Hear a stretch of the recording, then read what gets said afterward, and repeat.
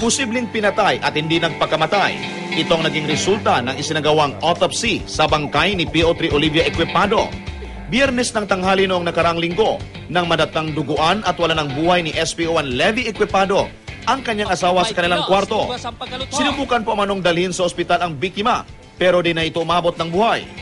Base sa pagsusuri ni Dr. Noel Martinez, nasa kanang bahagi ng ulo sa bandang itaas ng tenga ang entry point ng bala. Ang usual nga sa suicide is upwards, iniya downwards. So dira pa lang may kontekto na.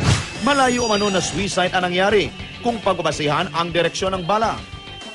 Malapitan din umano ang pagbaril sa biktima gamit ang kalibre 45 baril.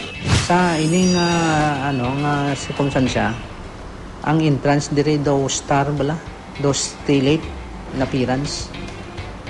Nag-indicate siya nga it is close or near contact, contact or near contact wound. Hindi naman makapagbigay ng pahayag si SPO1 Equipado dahil hindi pa rin niya umano matanggap ang nangyari sa asawa. Sa ngayon, hindi pa rin malinaw sa pulisya ang pagkamatay ng biktima dahil sa kakulangan ng ebidensya.